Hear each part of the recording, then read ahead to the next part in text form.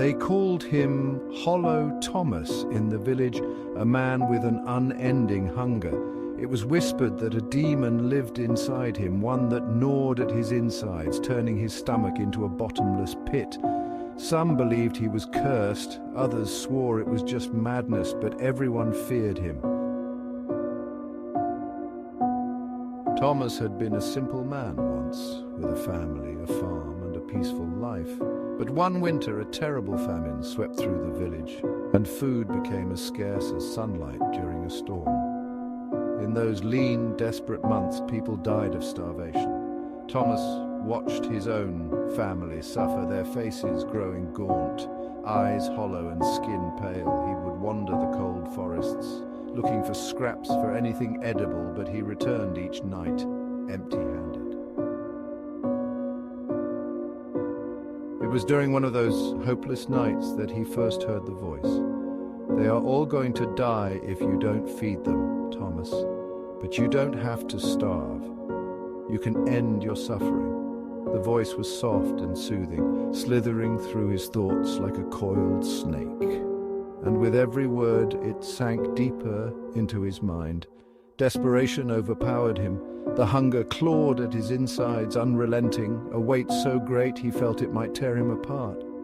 In his agony, he believed that he was carrying a demon inside him, one that demanded flesh, human flesh, to be sated. The first time, he stumbled upon a traveler who had collapsed from exhaustion on the edge of the village. Driven by a primal need, Thomas looked down at the stranger and made his choice.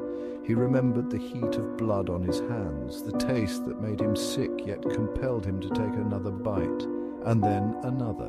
As his hunger faded, the voice grew louder, urging him to continue, telling him that this was the only way to silence the emptiness.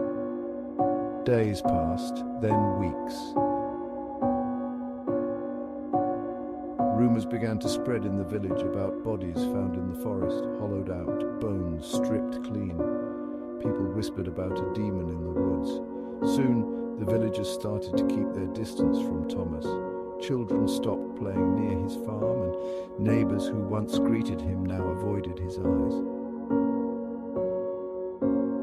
One night, the village elders gathered, speaking in hushed tones, and the villagers planned to confront Thomas. That evening, they marched to his farmhouse, carrying torches and crude weapons. They pounded on his door, demanding answers. He opened the door, his eyes sunken and hollow, the shadow of the monster he'd become barely concealed behind his gaunt expression. They accused him, but he only smiled, a cold, disturbing grin that stretched across his face. He opened his mouth to speak, but instead a voice much deeper, much darker, boomed out. "I am not Thomas," it said. "He is but a vessel, and his hunger is mine." In a frenzy, Thomas attacked, his strength unnatural, as if possessed. He moved with an eerie speed, grabbing the nearest man and sinking his teeth into him.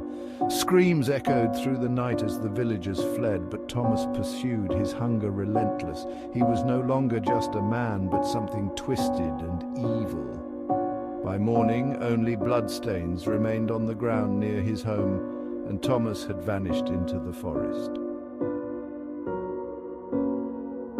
The villagers were too terrified to pursue him, and they began to refer to the creature as the Hunger Demon, a legend used to frighten children. They say that to this day he roams the forest, guided by the demon inside him, forever cursed to feast on those who cross his path, for his hunger can never be satisfied.